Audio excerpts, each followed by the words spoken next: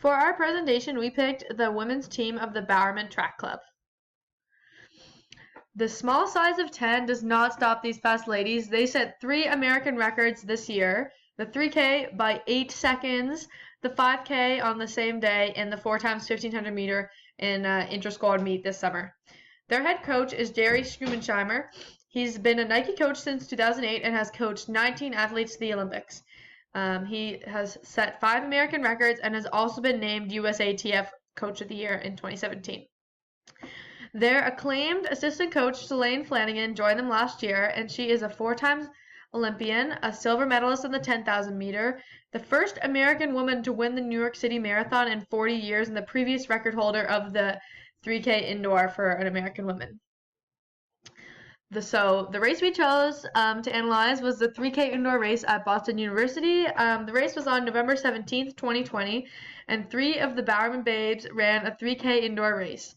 Their goal was to beat the American record. Their coach believed in them, and they had just come down from 6 weeks of altitude training, so they are very fit. A teammate, Grace, paces them through the first 2K of this.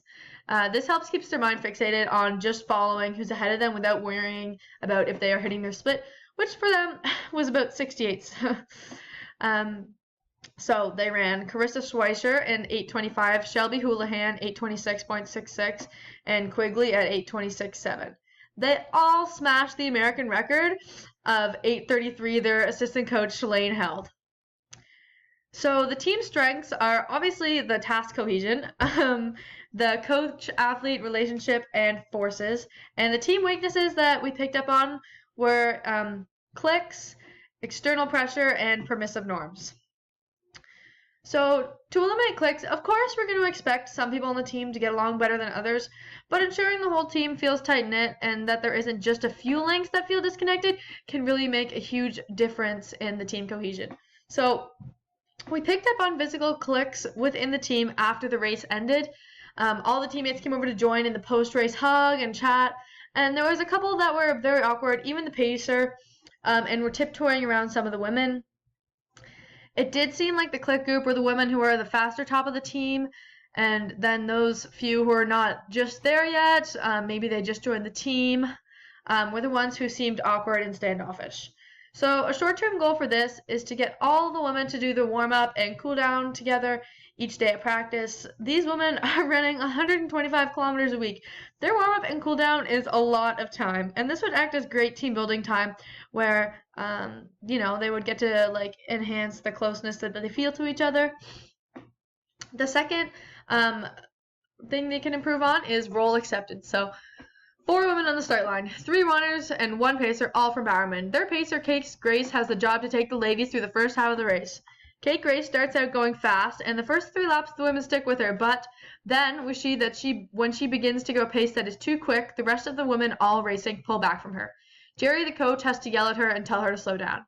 Here we see that she is not fulfilling the role she was put in charge of, and we can mirror this by seeing that the leader of the race backed away and led informally to keep the rest of the women in line to finish the race and break the record. So accepting your role in the team needs to be outlined first, no matter what it was. So Shelby Houlihan stepped up to help them accomplish this, but for them, a short-term goal is to outline exactly what needs to be done before the race and make sure that Kate Grace knows what she has to fulfill before they start. And the third is permissive norms. So Carissa Schweitzer won the race. This was a shock to the entire running community. The shoe-in was Shelby Houlihan, known for her amazing kick. How this affects the group dynamic will be interesting because Shelby, before this, was dominant and almost always won. She was the favorite for this race, and we cannot eliminate all jealousy in a team. Because Schweitzer beat her and got the record, this shocked the team. And if you listen to the announcer in the last minute of this race, he could not make sentences. It really spoke to how much this changes their group dynamic. So a short-term goal for them is to remind all women that they broke the American record. Nobody's ever ran this fast before. But secondly, I believe that positive reinforcement from their coach, Jerry, to tell them that they were all on their journey would be very beneficial for Houlihan, especially because she's more apt to shorter distances such as the 1500 and 1K. And a timeline for them is to work on eliminating clicks.